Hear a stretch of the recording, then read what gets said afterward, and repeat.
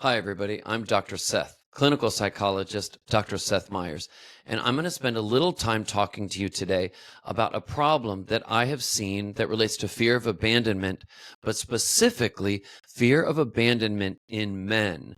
This is a problem that I find often goes under the radar, often isn't talked about, but I think that it is a common problem and probably a lot more frequent than people really want to believe. So let's just talk for a minute about what fear of abandonment is. Of course, it's one of those terms where just the term explains what it is, but it's the fear that a relationship can't be trusted because the person that you depend on will ultimately leave you. Now, one of the things that happens with men, especially men who were raised in ways that are kind of traditional or stereotypical, in that boys were raised to not really express their feelings, boys were raised to not show vulnerability or ask for help. Those are all examples of kind of old stereotypical behaviors in the past that were very gender prescribed. So, if you have someone, a boy like that, who was raised and then later becomes a man, a lot of times he has developed this belief that it is not safe or okay for him to talk about his feelings. It is not okay to be vulnerable and to show any signs of emotionality for fear that emotionality equals some sort of weakness. There are problems, of course, later that one develops in life, in relationships, if they haven't learned how to deal with their emotions, their feelings in a good, positive, productive way. Now, sometimes some of the emotional issues that a person has, in this case a man, may relate to these underlying fears. So he may do well and function well and be able to have friends and be able to have colleagues at work, and his significant insecurities don't come out with them. But it may be, for example, in romantic relationships that are very close, that this fear of abandonment gets triggered. So let's just ask the basic reason, why does someone have fear of abandonment issues? Usually it comes down to experiences in the past. Either someone may have actually left you or neglected you, or it may be that there were parts of you that were not allowed or not accepted by your caregivers. And so you developed this fear early on. If I show who I really am, I will not be loved. I will not be accepted. I may be abandoned or left.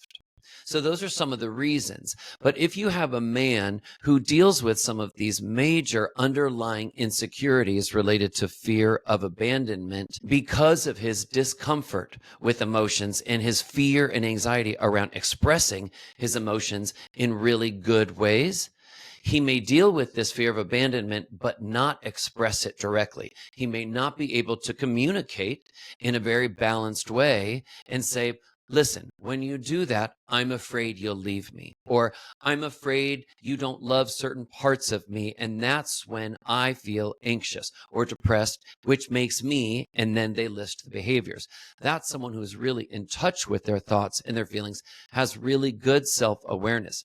But someone who carries long-term fear of abandonment issues, and men in particular that have been socialized to not show vulnerability, this may come out in other negative ways. So, to frame an example of how to understand this, I want to give an example of something that we often saw in the past. With boys, for example, who were socialized to not show feelings, to not express their feelings. The boy may be depressed, but because he was not shown and it was not modeled for him and okay for him to express his depressed feelings or his sad feelings or whatever feelings he was dealing with that were negative, the behavior, those feelings, that underlying depression inside gets morphed into something that is acting out behavior, maybe aggressive behavior, maybe agitated behavior. So on the surface, that behavior may look aggressive, may look irritated. But actually, the root problem may be depressed feelings underneath that are masked, and they get twisted and they come out in a different way. This is, for example, how a lot of boys may have something closer to an agitated depression, a more irritated, a more angry depression than what we think of as depressed, which is more passive, quieter, more withdrawn, more flat affect. So this is one example of how kids who are boys, who are socialized to be a certain way, may show depression. In the same way, an adult, a man who has an underlying fear of abandonment, he may act aggressively. He may yell. He may have temper tantrums. He may get angry and walk out. Now, none of those behaviors are synonymous in the way we think about things as fear of abandonment. We hear someone yelling or someone behaving aggressively, and we don't think deep down they are afraid. They are dealing with a major fear. But I want to share this video to let you know that actually that is often what is going on a lot of times with a man who is engaging in really troubling behavior, that there is sometimes this underlying fear of abandonment. Now, you or someone being in a relationship with them and telling them, diagnosing them, hey, you know what? I think you've got a fear of abandonment. Well, nobody in their personal life wants someone in their personal relationship to try to be a therapist to them or a doctor. No one is looking to their loved one to diagnose them. It happens a lot because everybody gets so frustrated in relationships, they want to let the person know, this is what I think you have, so that the person can go about correcting it.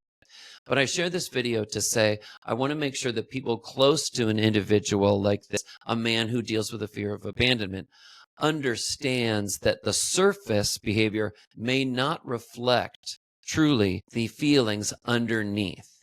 Now, one of the best things that someone in a relationship can do with someone who has a fear of abandonment is to go into therapy together with them, to ask, hey, can we go for a couple of sessions and maybe talk to a couples therapist? And that may be a safer way for someone to start to deal with these issues, as opposed to just asking someone, hey, will you go start therapy on your own? For a lot of people that aren't comfortable with therapy, that can be a very scary, threatening experience. A lot of times people are afraid, oh my gosh, that's going to open up this box of all these problems and my life might spiral out of control. So having a therapy session that's based for the couple can be more helpful. And then finally, just one other tip that I want to recommend is to search online for a good workbook, an anxiety workbook. There are workbooks online that you can find related to fears, related to fear of abandonment, and that can be helpful. Pick up a copy like that, and that can be a helpful tool for someone or for the two of you who aren't yet ready to start therapy. So I hope this video has been helpful. If it has, please like the video or subscribe to this channel. I have a whole library of videos that I'm hoping are helpful to you, and I wish you all the best.